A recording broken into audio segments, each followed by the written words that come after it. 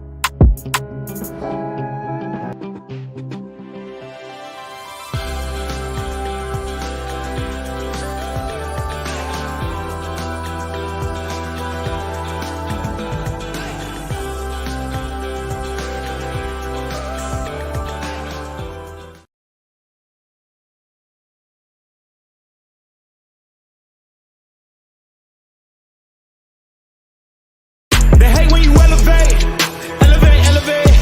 They hate when you elevate, elevate, elevate. Yeah. They hate when you elevate, elevate, elevate. They hate when you elevate. Yeah. I had to elevate. I'm way up, way too fly. Yeah, I'm feeling myself. Ain't no chance I'm coming down. No, got a soul view to myself. Yeah. Why would I give it up? Why do they wanna come take my place? I work too hard for it, don't need a replacement. It's my vocation. Now I got rollies all in rotation. Hop on a jet just to take a vacation. Remember the moments was trapped in the basement. Now the hard work is all taking me places. Squatting all bed like we trapped in the matrix. Bet on myself and go ball out in Vegas. Living a life like I'm rich and I'm famous. Don't see the grind that I know that it came with. I ain't make it this far for myself. I had to prove to everybody else. I had to set them straight. I had to boss.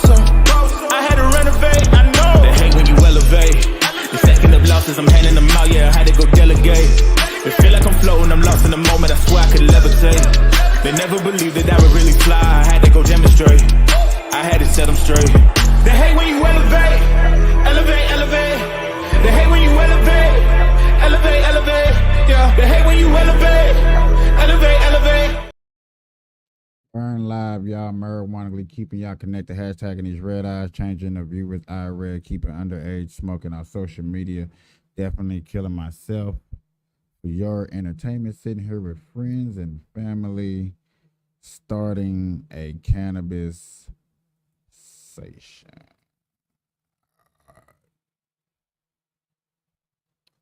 What's up, y'all? I went live earlier today, had a good conversation, talked about some marijuana laws and some good certificate marijuana shops getting open. Still, certain dispensaries getting shut down because they're illegal. Also talked about sports in the WNBA with women and Duncan. As soon as I got off, I got a report about this one talented young lady who's coming to league who's dunking with two hands. So expect the WNBA to be doing something. Shout out to Rumble. Shout out to my two lovely people on Rumble. Shout out to YouTube, Instagram, Facebook, Twitch, Twitter, and everybody else that comes to join the show. I highly appreciate everybody stopping by, coming through. You could have been anywhere in the world, but decided to be here with me. I appreciate it. I appreciated it.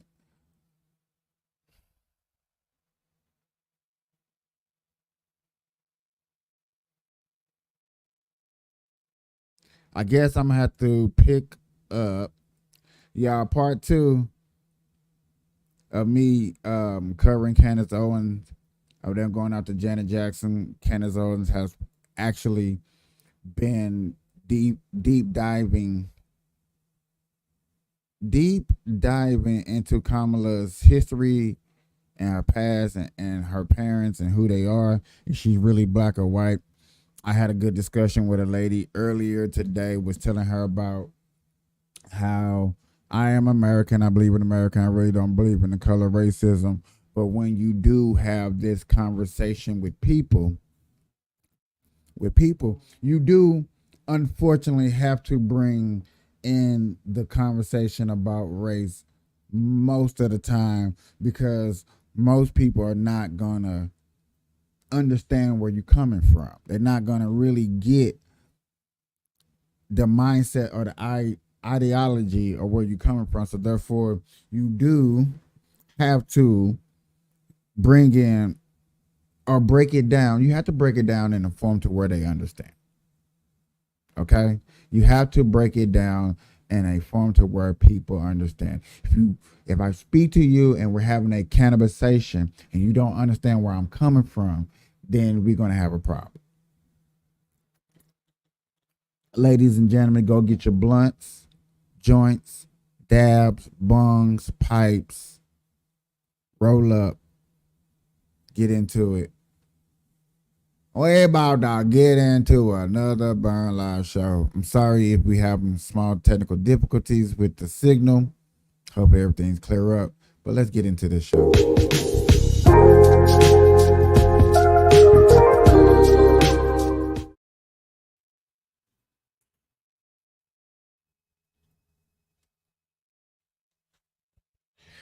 So,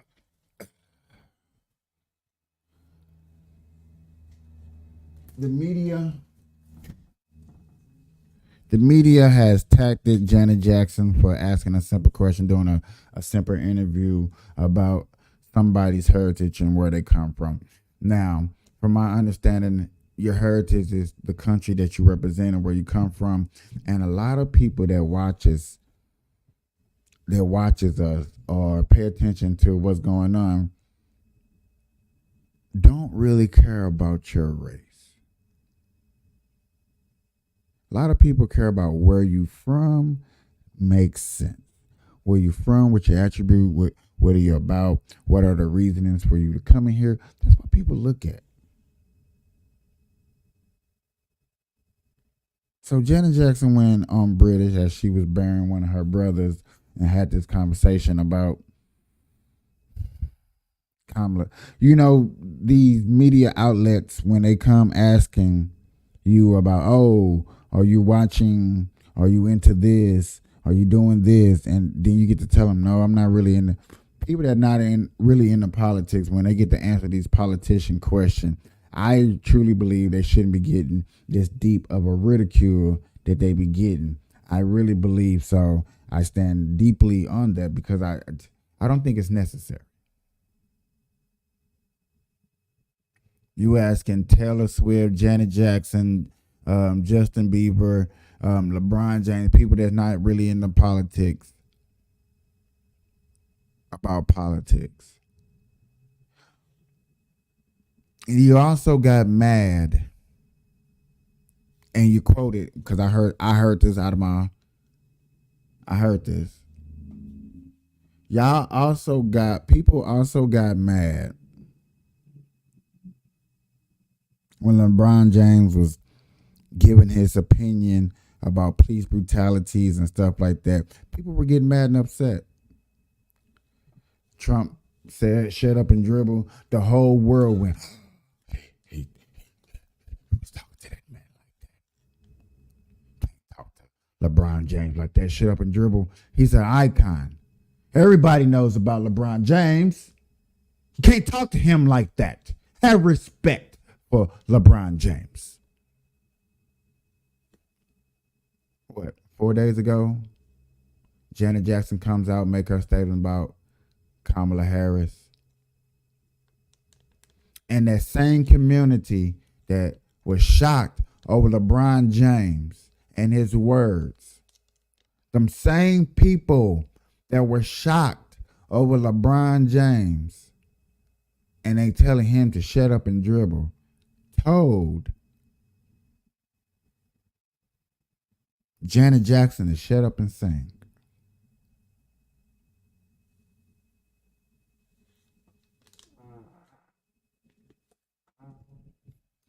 Now, I know this is a marijuana channel. Y'all be like, man, what this got to do with anything? We're going to get into some marijuana stories in a little bit. I'm definitely going to stick to my guns on that. Also, we're going to bring back cop videos and breakdowns, analysis on her too. We're really going to be getting deep into those after the election. Cop brutalities and stuff like that. Okay? So that's what they told Janet Jackson. Shut up and sing. Y'all lit a fuse under somebody when y'all said that. I know y'all did not expect people to say anything, come out, speak their mind. I know. I know y'all didn't. But it happened.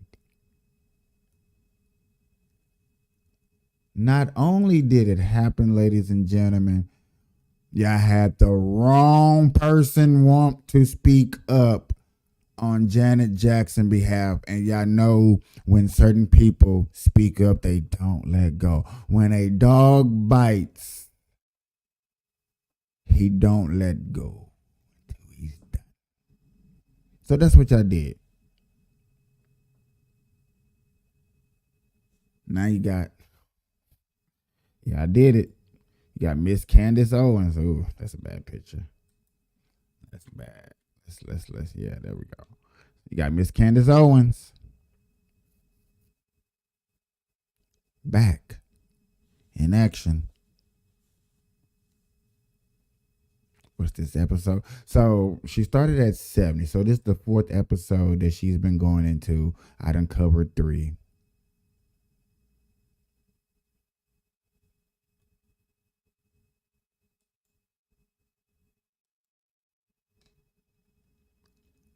I didn't cover 3. I'm just checking something out, y'all. Oh, that's kind of dope. That's kind of dope. I'm digging that. Let's get into this story. Just want to get into it a little bit. Kamala's investigated continues. Oh, my God. That's getting good. Fire, banned from YouTube. I was like, well, I'm just going to relax. But then the media came out and tried to paint Janet Jackson as mentally unbalanced. And I'll be honest, something came over me. I was just like,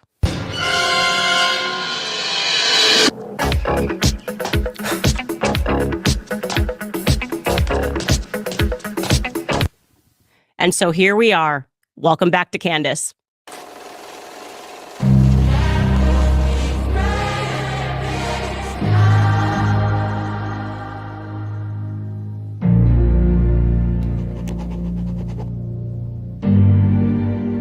All right. I'm actually really happy it's Friday because I feel like we need the weekend to go through all of the emails and all the documents. And I'm just so obsessed with this now that I just need a day break, or a 2-day break rather, to really dive into this, because now we have an entire family and I need to look into specifically Vioris's family, other relatives. Obviously, I'm not going to share any of their information. We've found a lot, but it would help. It would help us better understand why Kamala is hiding an entire piece of her family. It's completely bizarre. So what we want to do today, because so many of you guys are emailing me, is to just organize what we know for a fact, plus tell you a couple of new things that we've discovered in the last few hours.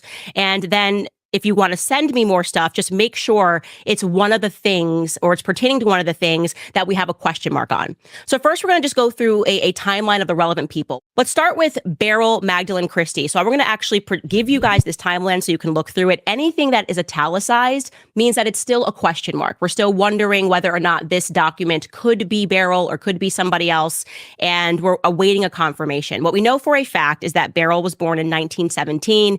We know this because we have the birth certificate, and Iris's name, which is Beryl's mother, is listed as Iris Finnegan on the birth certificate. Again, Beryl is spelled slightly differently, but we know because of Kamala's book that name spelling shifted over the years and was also spelled with a Y. We then have a document, and this is highly suspicious, that Beryl birthed Donald Harris. Allegedly, this could be Kamala's father. The only problem is that we're looking here not at a birth certificate, but a death certificate, which would put the birth of Donald around 1938. It looks like this infant died just a few months short of turning 2 years old. So could have been born in 1938, died in 1940 November. And it says, oddly, that this is the son of Albert Harris. So that's confusing. But this is the only document that we could find for a Donald Harris that has a mother named Beryl Harris. And again, that Donald died. So this one is a question mark. We know for a fact, however, that Beryl Magdalene Finnegan was married in 1944. She was 25 years old. We have that marriage certificate, and she was married to Lawford Newland. And here is where things get strange, because we were able to locate the divorce document between Lawford Newland and Beryl Magdalene, and that divorce took place in 1956. Okay, so they were married. That would mean if Donald Harris, J. Harris, was in fact born, Kamala's father was in fact born in 1938, and they didn't divorce until 1956, and he grew up with Beryl, as he signifies in his book, My Mother, Miss Beryl, or in his Jamaican paper that he wrote about his ancestral roots, that would mean throughout the majority of his young life, from the time he was 6 till the time he was 18, his mother, Miss Beryl, was married to Lawford Newland, and yet he declines to mention Lawford Newland at all. Major, major question mark. We move on to a possible death certificate, and I feel very strongly that this is the correct death certificate. 1960 for a Beryl Christie Finnegan. We are learning here that she died of fibroids, and as we know, if this is a woman who suffered with birth, this could make sense. The story could make sense that she died a couple of years after she got divorced. But again, we're not completely sure. We're looking for something that is concrete, where we can say, yes, this Beryl Finnegan died in 1960, which then makes Kamala's timeline of having met her grandmother, who had died before she was even born, highly suspicious. Then we jump to 1995 because people have been sharing this other possible death certificate. And I'm going to rank this as a very low likelihood. One, because somebody sent me an email and they gave me a strong lead that this could actually be a different Beryl Christie Clark. And we're going to look into that further. But also because the person listed as having been there when she died was Douglas Finnegan. And we don't have a Douglas Finnegan in this family. And also, if you look at the date of death and the age, 81 years old, that would mean that this individual was born in 1914, which would have been before our Beryl was born. So we're going to continue to rule this one out by trying to locate who that Douglas Finnegan is that signed. But I rank this as a very low likelihood, but we want to keep it here as possible because it's not entirely ruled out. Now let's jump over to Oscar Joseph Harris, Beryl's alleged husband, who I am now certain was never her husband, and I'll explain why. Okay, we know for a fact that Oscar Joseph Harris, who Kamala purports is her grandfather in her book, was born in 1914. On April 5th, we have that birth document, making it all the more suspicious that we can't find her alleged father's, Donald Harris's, who was born after him.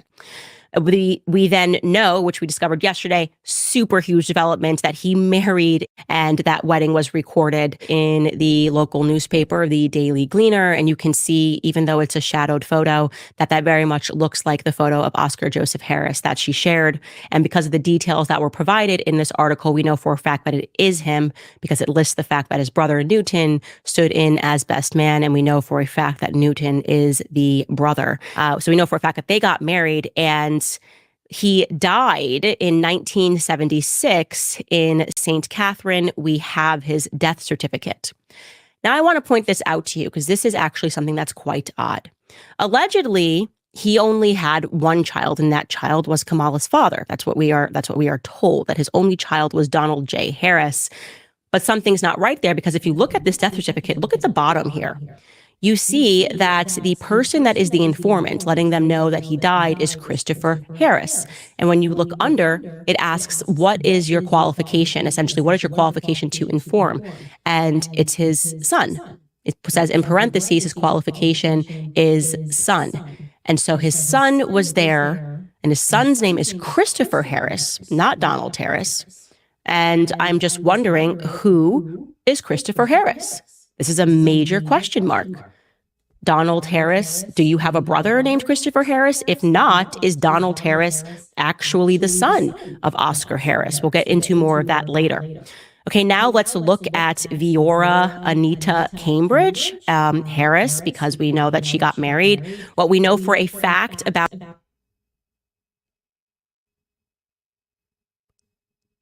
This is what happens when you pick on people because of their thoughts. This is what happens when you pick on people because of their thoughts and their opinions. I crack jokes. Yes, I do. I crack jokes. I may exaggerate a little bit, but I don't attack a person in character of who you are, so stuff like this don't come back to haunt me. So somebody don't go all the way out their way to make sure they destroy you and who you are and what you stand for.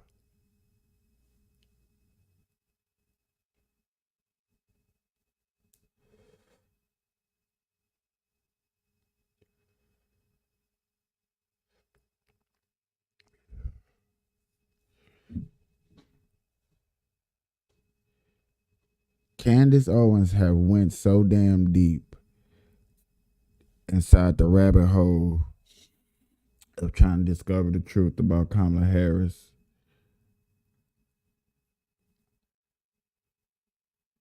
I know Kamala is making phone calls. Anything that she forgot. When you know somebody's coming after you, you're making phone calls. You're making phone calls. You're calling whoever you need to call. You're making those phone calls. Hey, cover this up. Hey, cover that up. Hey, cover this up. Hey, cover that up. Yeah, you're doing that. You're doing that. You're doing that. You cannot tell me you are not doing that. Yes, you are. Because somebody's out there is on my case.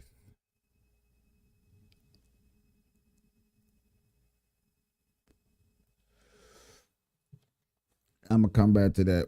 Shout out to Rumble, YouTube, Facebook, Instagram, stuff like that. Let me get into this marijuana news. We going back out to DC, Washington, y'all. I told y'all we cover news. I'm gonna stay on these news coverage. I'm gonna do that for y'all. That's gonna be $179 for auto insurance. one of my new jobs that I'm gonna The district officials said attach to myself is to make sure that I bring you marijuana news and coverage that's going on. Yes, sir. Okay. So that's my new job. Not only getting into politics, but since this is a marijuana political channel, you know what I'm saying? I'm going to get into marijuana news and stay on it from here on out. I'm always going to give you one or two stories about what's going on in a week. So it never knows what state we're talking about. 30 states are medical and recreational out here. So we're just going to jump around and cover these stories, talk about them. If they need to be talked about, some of them don't need to be talked about. Just keeping it real. But yeah, let's go. So the district has been cracking down on stores officials say are illegally selling cannabis, and there has been sort of this gray area in the laws around selling cannabis in D.C. since residents voted to allow people to gift cannabis. In July, the D.C. Council passed legislation to clarify that law. News 4's Mark Seagraves reports on how this new enforcement is going. This is the scene at several retail stores that district officials say are accused of illegally selling cannabis. The stores forced to shut down and padlocked by police. Executive Assistant Chief of Police Jeffrey Carroll tells News 4 some of the shops they've closed were found to have other illegal drugs. We recovered amounts of cannabis, as well as, in one case, suspected heroin, mushrooms. We've had a couple locations where, almost all of them actually, where there's been some cannabis that has been laced with amphetamine. So that's something common that we're seeing. And again, of course, it just kind of goes to the danger of these locations because people may think that they may not know they're going to an unlicensed establishment. They may think they're getting regulated cannabis, and now there's amphetamines mixed in with that they would be unaware of. While DC has several medical cannabis dispensaries which are legal to operate, it is illegal to sell recreational cannabis in DC. In July, the DC Council passed legislation authorizing the crackdown as well as a process for the illegal businesses to become licensed. Councilmember Charles Allen tells News 4 there are more than 100 illegal cannabis shops operating across the district. DC has gone to great lengths to create a pathway for businesses to get licensed, to come into a legal framework. And that's been taking place for the last year and a half, 2 years. But for businesses that want to continue to operate illegally without a license, we've got to have enforcement. The Alcoholic Beverage and Cannabis Administration has been issuing cease and desist notices like this one to businesses, warning them to come into compliance with DC law or risk being shut down. Since July 15th, when the new enforcement began, 26 cease and desist orders have been issued. 5 establishments have been closed by MPD and ABCA. Another 25 establishments closed due to other types of enforcements, like from the Department of Health. If you're going to remain illegal, if you're going to remain unlicensed, I think the message is pretty loud and clear here that ABCA and the city is going to be coming after you. Police have arrested 3 people in connection to the closures of illegal shops. In the district, Mark Seagraves, News 4. So while recreational cannabis is legal in D.C., Republicans in Congress have blocked the city from regulating recreational sales. But residents no longer need a doctor's recommendation to buy cannabis at medical dispensaries.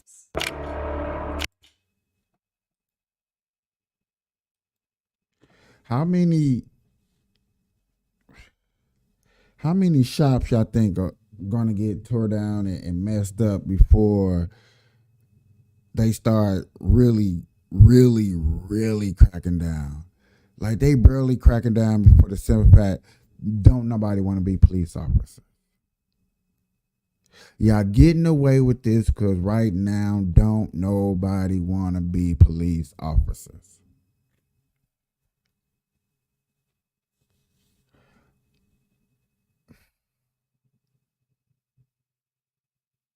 These stories are popping up everywhere. New York, D.C., California, Washington, Oregon, California, Nevada. This story is everywhere.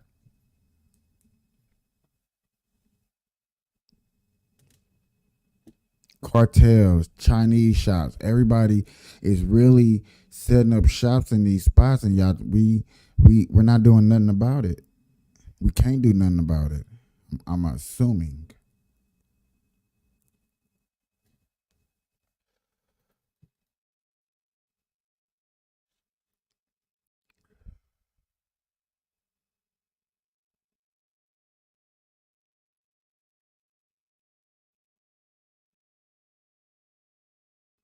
How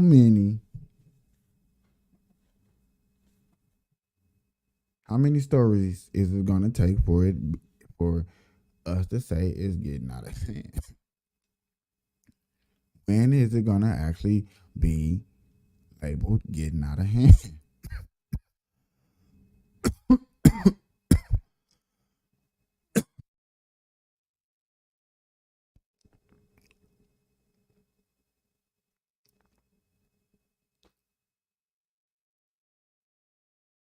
Come on now. I'm coming to y'all about stores. You hear me? About stores. You got people out here right now who's gonna say the health risk. Oh yeah, I got a story right now talking about health risk.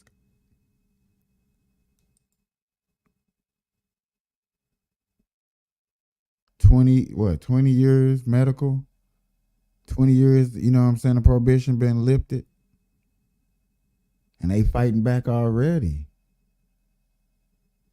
And they're not gonna fight back like how y'all fight to get legal, where y'all protesting. No, they're gonna fight on the news. They're gonna always go to the news, and you always gonna see these stories. You always gonna want to see these stories. 9 in 10 Americans say marijuana should be legal for medical or recreational use. And a recent Gallup poll shows about a quarter of young adults 18 to 34 use marijuana. Men are more likely than women to smoke it, but there are some real lows to consider. Fire in the hole. Weed, pot, grass, dope, hash, Mary Jane, marijuana, whatever you call it, if you smoke it or eat it, you may be giving your body a real buzzkill. The common misconceptions and attitudes is that marijuana is harmless, which it's not. A new study by the NIH found that daily use of cannabis was associated with a 25% increased likelihood of heart attack and a 42% increased likelihood of stroke. And using marijuana at a young age increases the risk of developing schizophrenia or other mental disorders, especially for young men between the ages of 16 and 25. I'm so high. Nothing can hurt me. Kids that use cannabis use tend to be more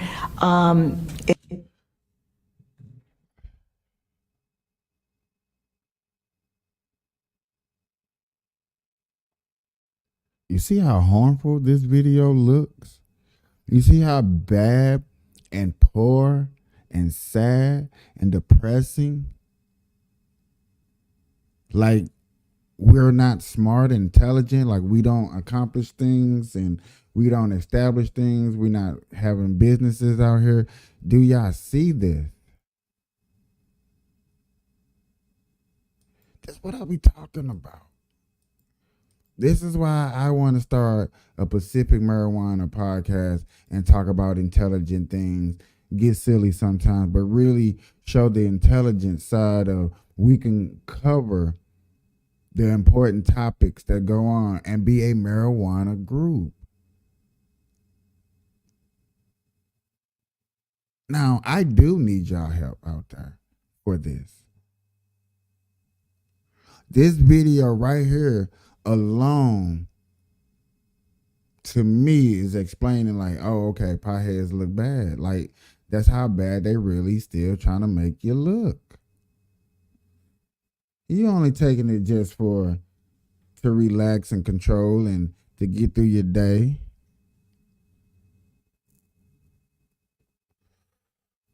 But they really make it look bad. I feel like a lot of people just don't care. Like, I don't care how they make me look. They ain't talking about me. They're talking about you. If this was going in the opposite direction and it was super, super fundamentally strict, y'all wouldn't know what to do. Impulsive, and it clouds their thinking and judgment. If you start young, it can cause permanent IQ loss by as much as 8 points. You can also have breathing problems, and it may develop to cannabinoid hyperemesis syndrome, causing users to experience regular cycles of severe nausea, vomiting, and dehydration. So if you're enjoying the greens, be aware of the risks. It may be harder to participate in activities while using marijuana. A study found that 20% of individuals using it for depression also reported reduced motivation. So kind of doesn't really help, you know, it might help with the depression, but then it doesn't help to motivate you to go do anything. Backwards in that sense. Yeah. Yeah. Now, that's something I do have to agree with them. If you smoking weed to deal with depressions, yeah, this is not the type of medicine you need. When you need to be outdoors, exercising, around people, vibing, touching, and becoming one with nature to get yourself out of depression. Marijuana is not for depression use. I can 100% agree with them on that. For real. Covered a story yesterday where a lady was like, it made it hard for her to think of words and to make conversation with people. And I was like, well, I am under the influence, and this is just my hypothesis, that you was having that problem before you smoked weed, and it just intensified it because you was already heading down a slippery slope. So I get it where the medicine is getting used for some of the wrong reasons in life. With I mean, shoot, Adderall, Tylenol was getting used for wrong reasons in life. You know what I'm saying? So you can't say the good and the bad is ain't gonna happen. You just gotta say, like, okay, I'm gonna try to make this for the good for the people and hope that people don't abuse the badness and what goes on.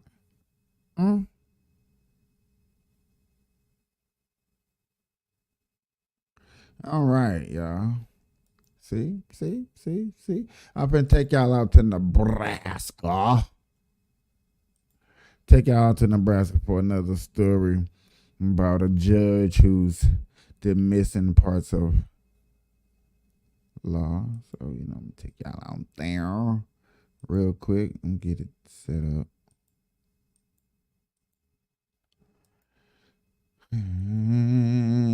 See how we covering different states and stuff like that. So that's basically how it's going to be when we're covering these stories. It's going to be different states. Not all we're just going to stick on one state, because not all, just one state have all news. I think I should cover just more than one, not stick to one a day.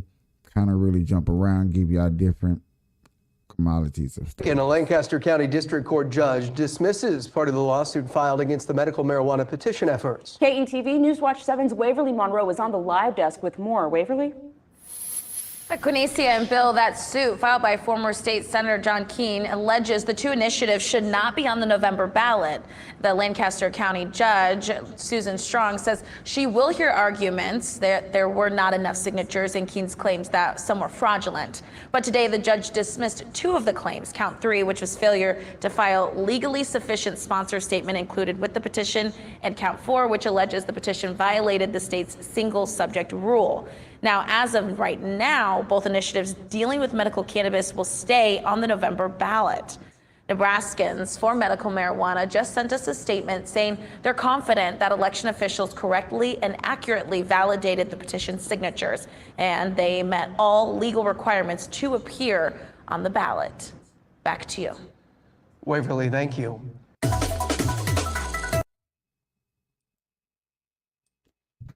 We need to keep it like this. Keep it in the state. That if you did like that and you're out there in Nebraska and you're watching, hey, you know what you need to do. You know what you need to do. Different states, different problems. But what was strange to me and what was told to me is that the fact that a lot of y'all don't really get to hear a lot of these news that come on So that's why I try to upload them. Maybe not all of them, but I do try to upload majority of these rules and laws and stuff that is going on, so y'all do get a idea of what's going on and stuff like that.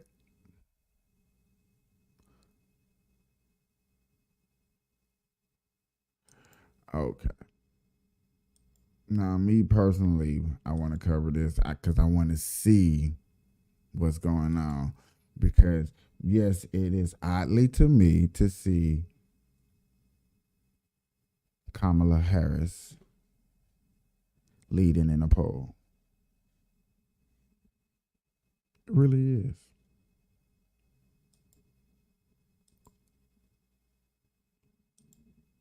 Nebraska's 2nd congressional district, that's the blue dot. The one game-changing electoral vote that could be key to Vice President Kamala Harris's road to 270 if there's a 269 to 269 tie. Harris currently leads Trump by 11 percentage points in that blue dot. Here now, panel political experts. Karen, how important is the blue dot really? In that blue dot. This is it's going to be a little interesting. That okay, no.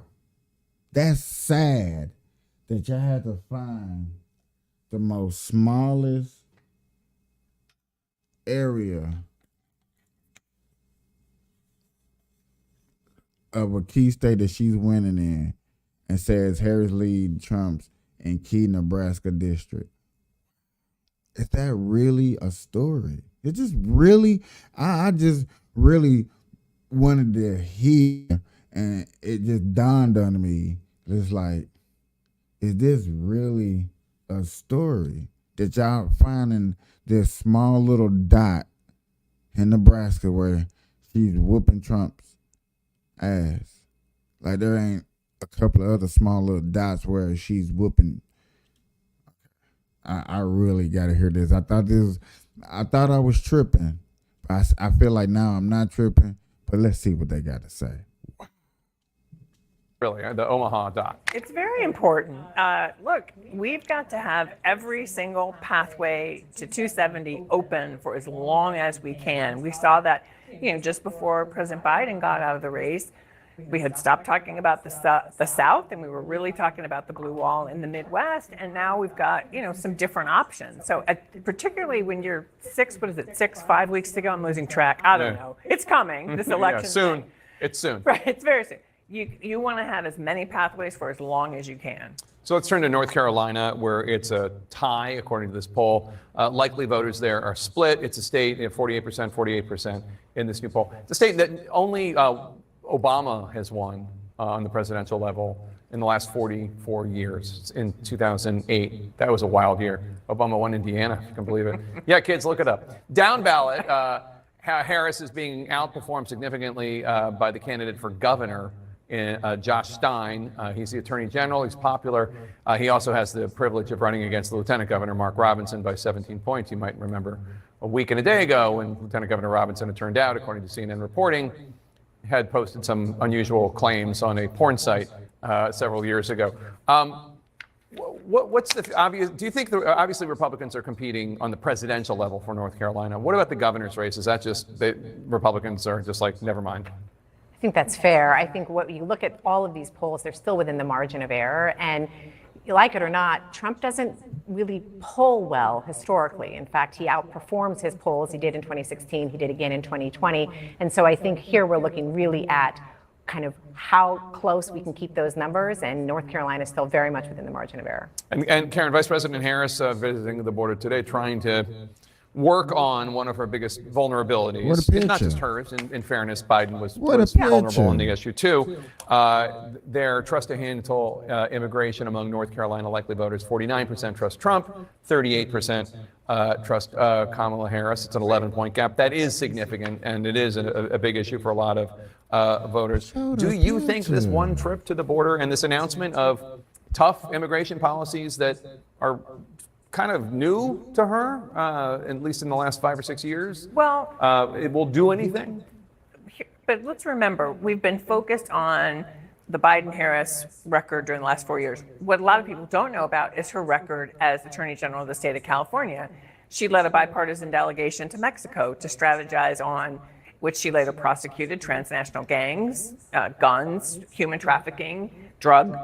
So she actually has a record as a law enforcement official dealing with these issues, also dealing with our dreamers and comprehensive immigration reform. So part of this is, and remember, what this campaign's like, what, 100 days? Several, it's a few weeks. So this is the right moment, I think, to go to the border, to not just talk about the current record, but to talk about what she would do, but also get people more familiar with her actual record as well, as a senator, as an AG, and remind. It sounds like to me they're gonna do it to stunt in front and put on a front. Go to the border and show them that you can just go. Look around, take a couple pictures. It's like when those one girls, I forgot what they're called, or people, because men do it too. Them people that go out there and they say they be for the cars, they take a couple of pictures, they get in their car and they drive off and they go back home. They could be loading a bunch of pictures they took around town saying they did this, say they did that, and they ain't did nothing.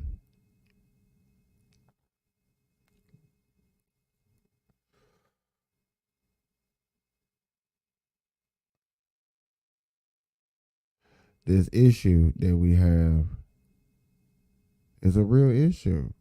Like, don't play it. Like, they talk about you go to the border. I'm thinking she did it. They ain't even did it yet. They would have had the pictures. They would have had the pictures. People. She was a law enforcement official. She knows something about this. I think you're also going to hear her talk about the fact that Trump and Vance are not serious. They're not really putting forward serious proposals to try to solve the problem, whereas she's actually trying to put forward comprehensive, practical, pragmatic solutions. J.D. Vance, the vice presidential nominee for the Republican senator from Ohio, he's going to campaign in Pennsylvania tomorrow. He's going to be joined at a town hall by a fellow named Lance Wallnau.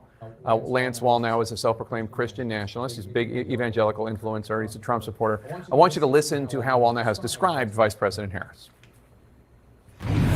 She can look presidential, and we'll go to this later. That's the seduction of what I would say is witchcraft. That's the manipulation of imagery that creates an impression contrary to the truth, but it seduces you into seeing it.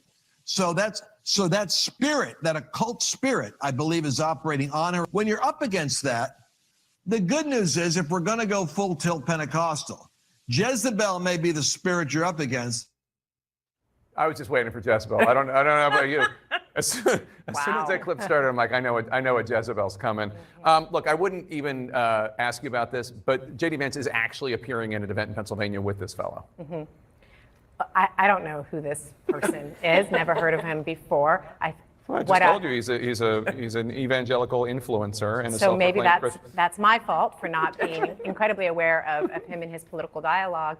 What he's speaking to, and I think what the voters are seeing, is that there is a history here of rhetoric, of Kamala Harris continually trying to act like she is moving to the middle, continually trying to take positions that she has not taken in her record. And when you compare her rhetoric with her record, they are diametrically opposed in many areas. And what we were just talking about on immigration and the border is one of those things, 11-point difference where Republicans are trusted more. She is continuously saying, I'm going to be strong on the border. Well, she's had 3 years to have that administration take some steps, and she's failed to do so. It sounds so much more reasonable when you say it. Than when you invoke Jezebel and witchcraft. Yeah, and anytime you're invoking witchcraft, I think you're in trouble. Unless you're Sinatra and you're singing the song Witchcraft. Okay. One last thing, a new message is obtained by the Washington Post. J.D. Vance was quite critical of Trump's first term. He wrote in February of 2020, quote, Trump has just so thoroughly failed to deliver on his economic populism, accepting a disjointed China policy. And in June 2020, Vance said, I think Trump will probably lose.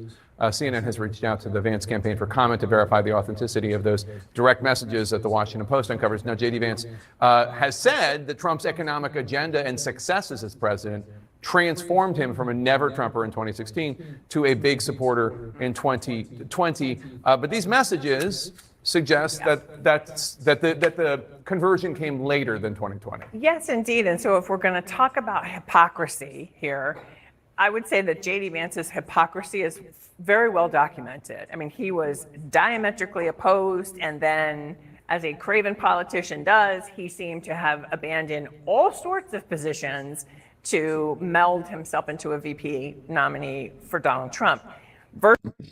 Boy, they arguments suck. No, I'm just saying, we got two candidates. You got 4 years of what they have done. We know what they have been doing.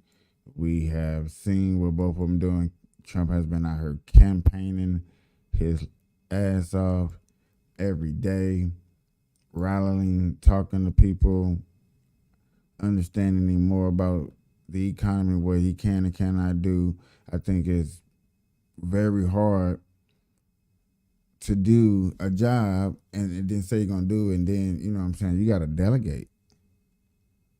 That's what it is. When you get in here you got to delegate, it's going to be A-okay. But I love it. I can't wait till he get in office, make us some money. I'm going for the gusto. Going for the gusto, baby. I'm playing.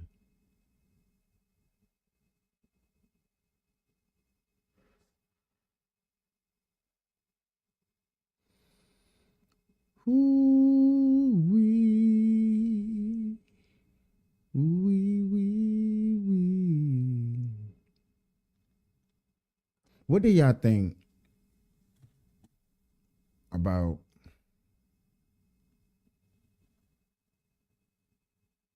them hacking these machines when you go to vote? I did a segment earlier this morning about voter fraud and people changing things at booths. Guy admitting that you ain't even got to be in there at the booth to change them. As long as they got a Wi-Fi signal, you can change them. Hackers been hacking all day. I had a lot of people, when they seen that I was covering a couple of hacking stories that was going on, they would love to send me about hackers because people have made so many videos. So there's millions and millions of videos about professional hackers and people who done good and bad, and there's a whole channel, that's the word I'm looking for, a whole channel where people are out there trying to catch scammers and people that do hacking jobs out there and try to get their money back because, you know, yet again, there's a black web thing. Do understand. So when it comes to voting and looking at us and got to do what you got to do because, you know, you want to vote, you're tired of what bills prices look at. You look at a mayor or a governor that's in office and you don't like what you see, and it's time for change. Do you think when you go to vote now that people are coming out here admitting that hacking is real, that the meaning of you can't vote is because machines are messed up? They're going to switch your vote anyway and say that you voted for somebody else. How can you really go out here and say 100% surely without a shadow of a doubt that when I vote for whoever I vote for, whenever I vote for somebody, that this is what I'm voting for? This is who I'm voting for.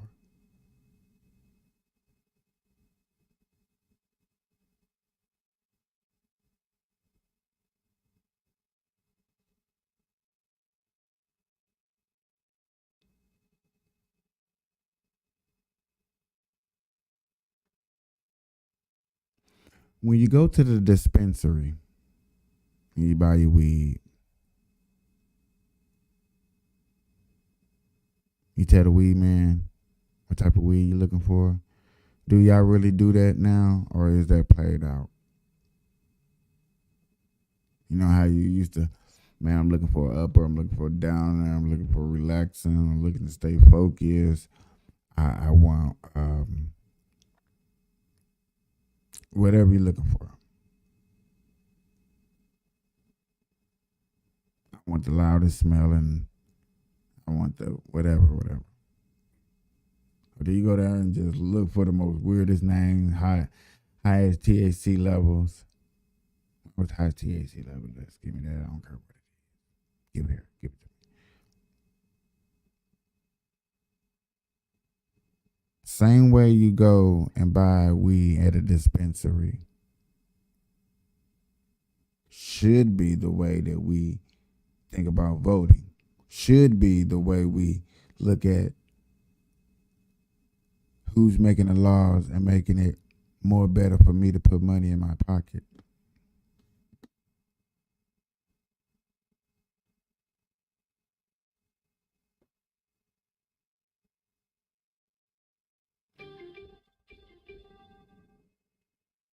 When you start realizing that politicians and these people are supposed to be in place to put money in your pocket and make your community safer, and if they're not going to do a job, vote them out.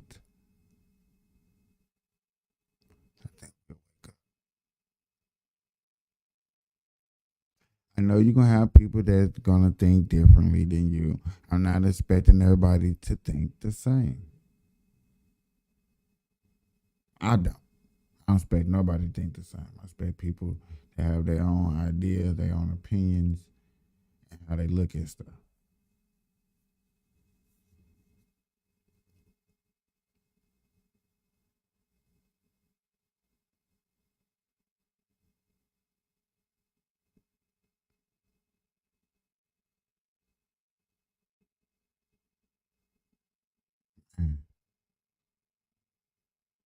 It's the burn lives, man.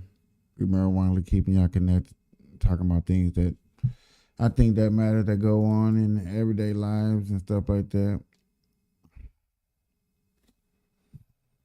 One thing I have not got deep off into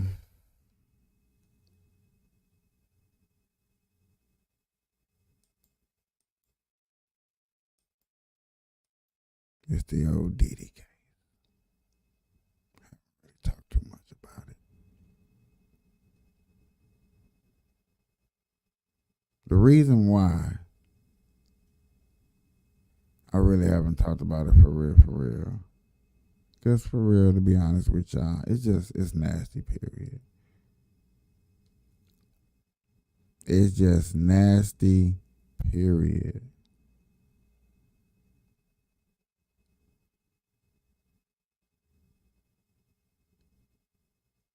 Another reason why I don't talk about the Diddy on here, because I feel like people will be mad at me. Because I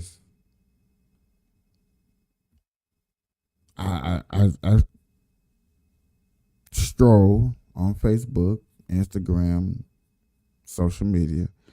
Well, I'm gonna say it like this, because I'm not on all social media. When I stroll on Instagram and I stroll on Facebook, I do see a lot of jokes about the situation.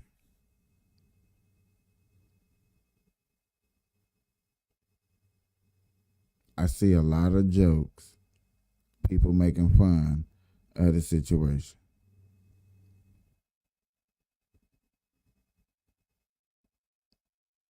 That I feel like, okay, so it's funny. Are we laughing because we couldn't do nothing about it? Is it laughing because y'all don't think it's serious? You know, I personally don't know how to take it. So I just look. I really just look at it. I just look at it.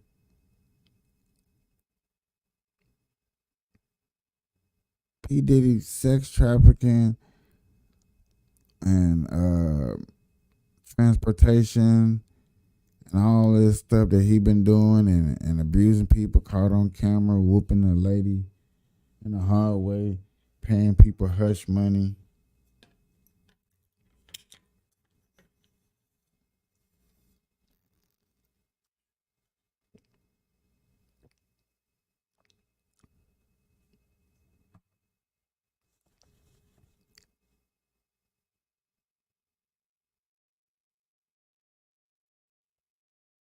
It's disgusting.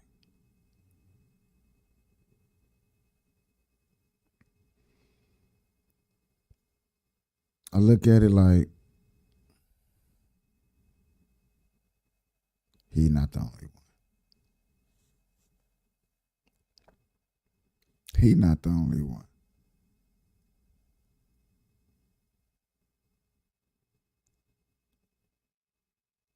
I need to know everybody that's in the game.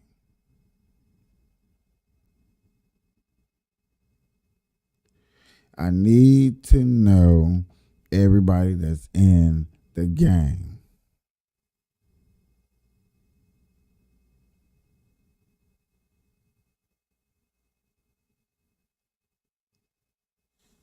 You looking at stuff like this and be like, really?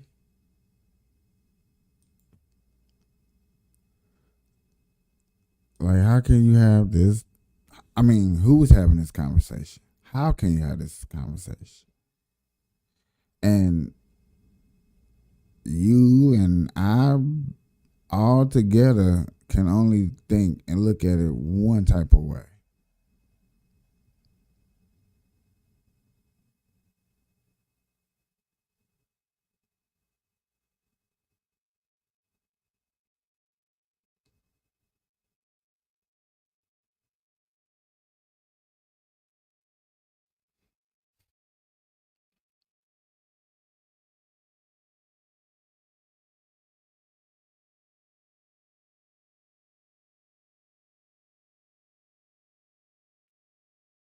Better yet, I'm going to go to a lawyer.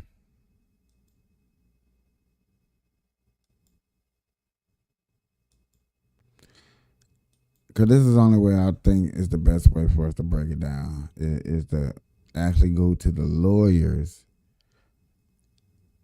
so we can see the documents. So when y'all see me have discussions with people on here, they were like, oh yeah, Michael, he covered it. He even have a professional lawyer that he be watching that covers it.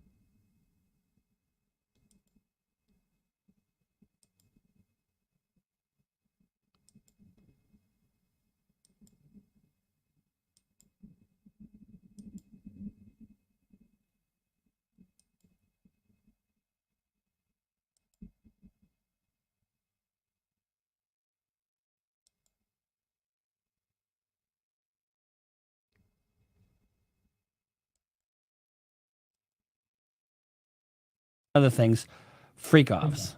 Now, you can be a freak and it's not illegal, but you can't force people to do shit. And this is what I'm getting at. When you have a lot of money and you have no accountability and you want to do whatever the fuck you want to do whenever the fuck you want to do it, I think you can go a little bonkers. You ain't been calling me and hanging out the way we used to hang out.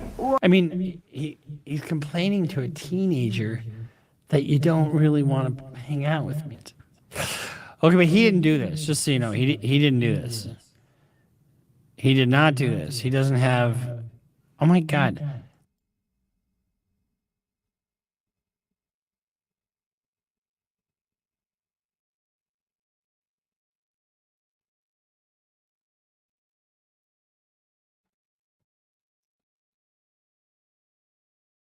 That's the house.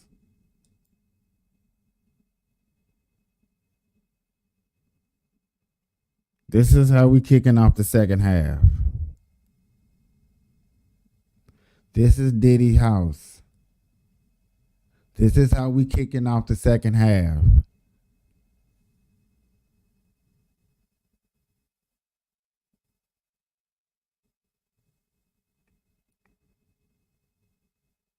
It's gonna get into it. This is why I didn't want to get into this 'cause you know how deep I go. You know where I go when I go chasing a story.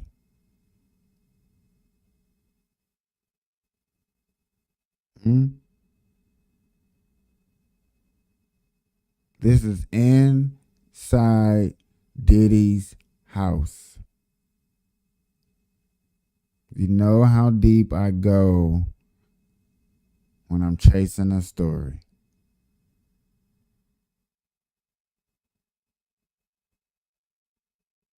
You know, the algorithm is finna start messing up now. Now people finna start leaving and stuff like that. I see. I'm leaving this up here because I want people to see. And what I mean, like, if this is him, if this is him, he's not the only one. He is not the only one.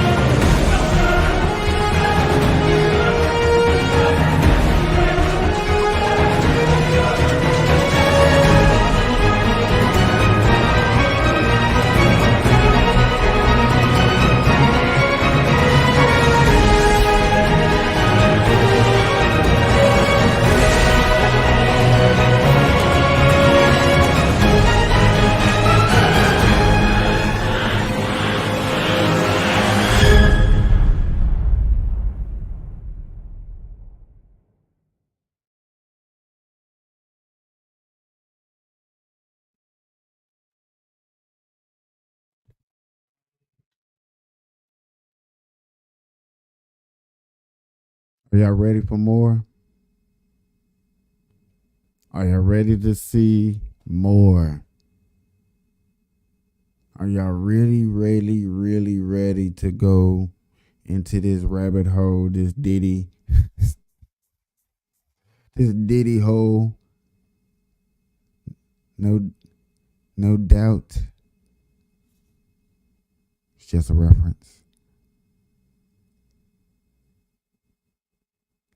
Are y'all really ready to see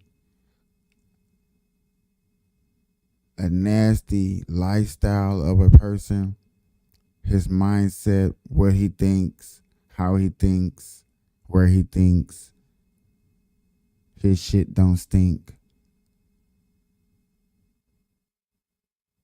Huh? Do y'all really want to see? Okay.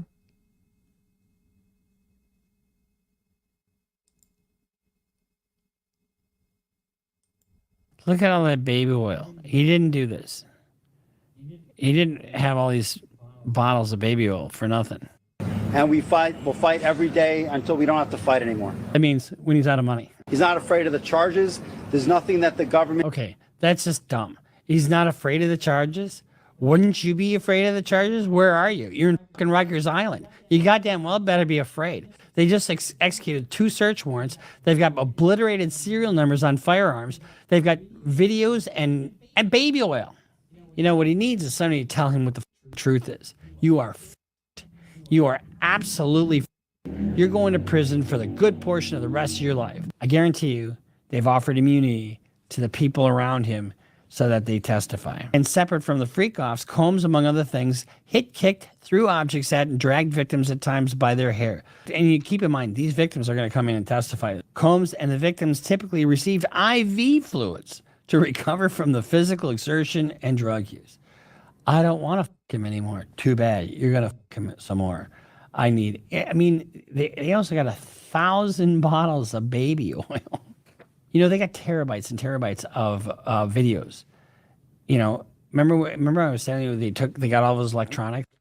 Anybody know what a terabyte is?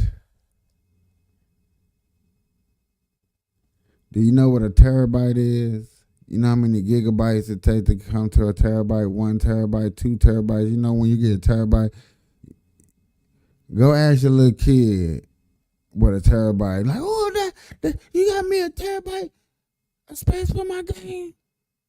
Watch they get super happy. So we got a bunch of terabytes upon videos of this.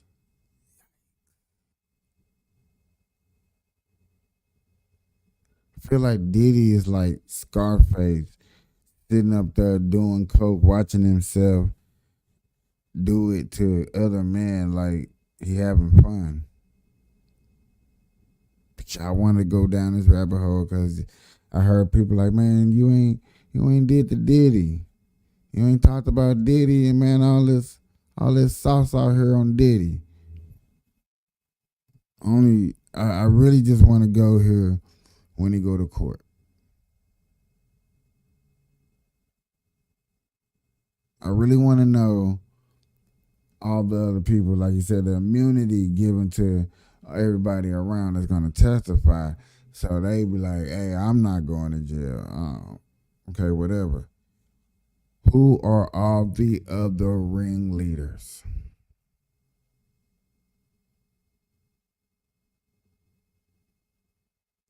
Who is all the other ringleaders? The Mary J. Blige, the Jay-Z's, the Beyoncés, the Erykah Badu's. Yeah, I've been hearing names. I watch it. We covered Miss Jaguar on here. We're not gonna call Miss Jaguar crazy. We're gonna go a little deep. We're not gonna go too far into this. Y'all know that copyright infringement. Somebody like this guy wants to preserve that. I guarantee you, it's all there. Bruce Rivers, he's the criminal lawyer. Bruce Rivers, he's the criminal lawyer. Bruce Rivers, he's the criminal lawyer. And what he do? And it's gonna react. Who you are, corruption, power corrupts and absolute power corrupts absolutely, I just can't believe how fucking stupid this guy is. But before we get into the stupidity and the unnecessary crap that he did and why he did it and everything, we're going to get into all that. This is brought to you by eForms.com, a very loyal sponsor of the Right to Lloyd Blog.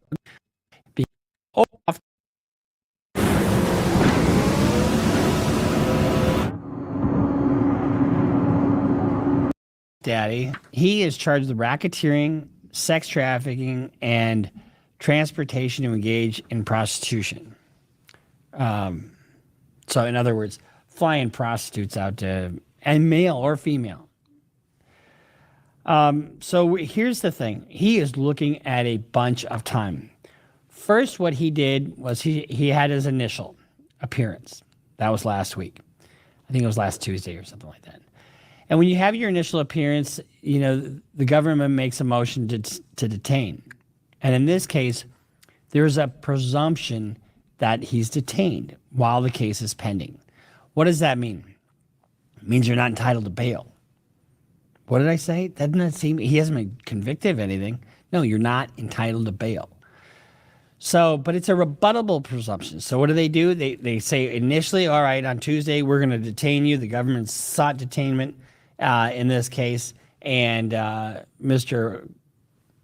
Puff Daddy Combs Diddler, would you like a detention hearing? And so he says, yes, we're going to fight detention. So on Thursday, they fought detention. And what they did is they offered to put up $50 million for bail.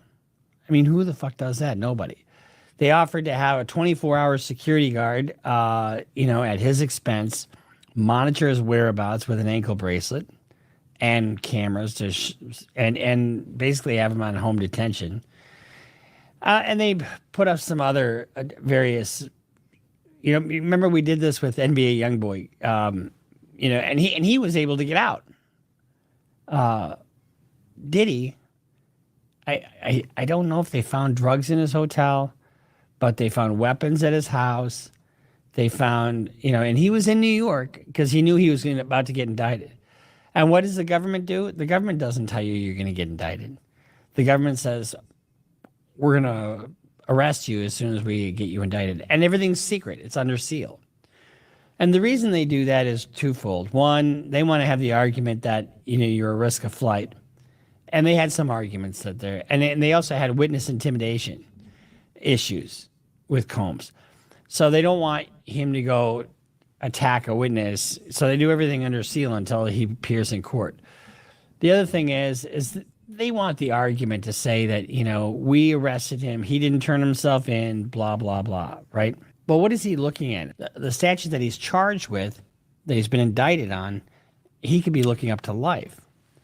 And if we look at, let's just look at some of this conduct. Means of the enterprise. It's a 13-page, 3-count indictment, but the conspiracy and what they're doing is just, they had this thing called freak-offs. Combs and other members and associates of the Combs Enterprise, and they're using the Combs Enterprise, for the racketeering statute, because it's saying, the way he acted with all these other people and doing what he did, they acted in concert with each other under the statute, and that comprises of an enterprise. To that end, it's an organization, governed by the racketeering statute. Combs and other members and associates of the Combs Enterprise wielded the power and prestige of Combs' role at the Combs business to intimidate, threaten, and lure female victims into Combs' orbit, often under the pretense of a romantic relationship. What does that sound like? The lover boy method. Combs then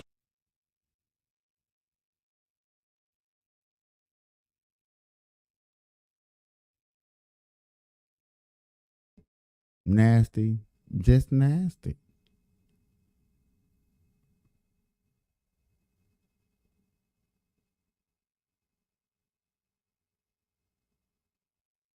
I want to know the other people that are involved. He's definitely not by himself. Can't be.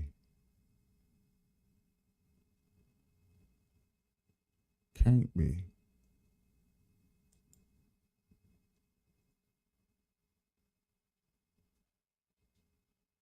I think he by himself? No. Somebody groomed him. Somebody groomed. It's a bunch of people. Now, I guarantee there's a bunch of people out there scared. Afraid. Looking over their shoulder.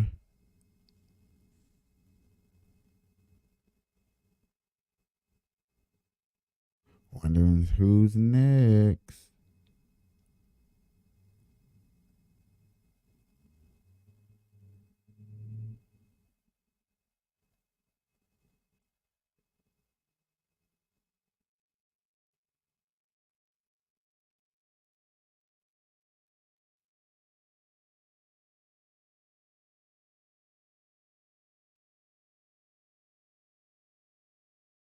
Then you got the mayor in New York, who tried to ask Joe Biden for some help, and now he's getting indicted.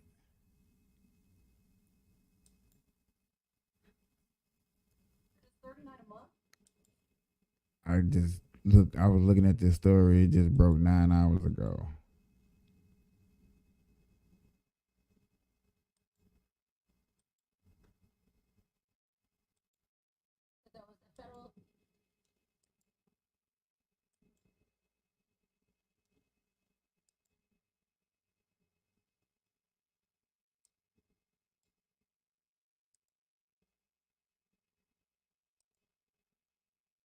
corruption charges just a short time ago.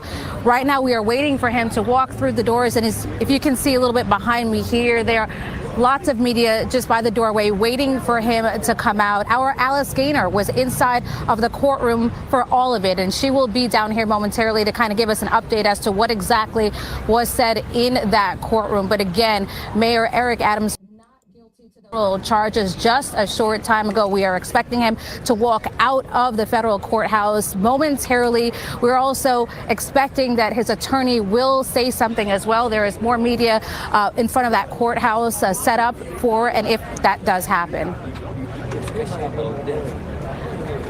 Jennifer, thank you so much. And we do have political reporter Marcia Kramer analyzing this. You did look through that multi-page indictment, 57 pages, and much of it had centered around luxury travel. That's what really the basis of it was, and really was spotlighted by the U.S. Attorney's Office. What did you pick out of that you think is essential to this case? Well, I think there are two things that are essential. One has to do with whether or not foreign governments were actually making a contribution to his mayoral campaign, because that's an absolute no-no. Foreign money is not allowed to be involved in a New York campaign.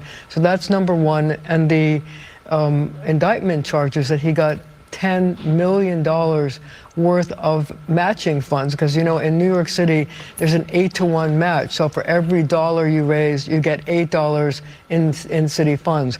So they're going to try to make that case that he illegally got $10 million in city funds for his campaign.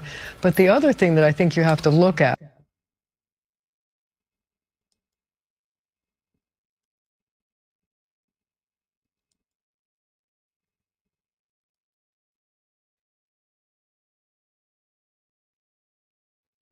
I'm tripping.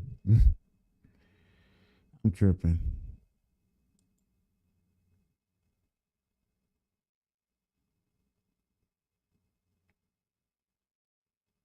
I might have to end the show. I'm gonna come back a little later on. Yeah. Till next time. Burn Live. We out.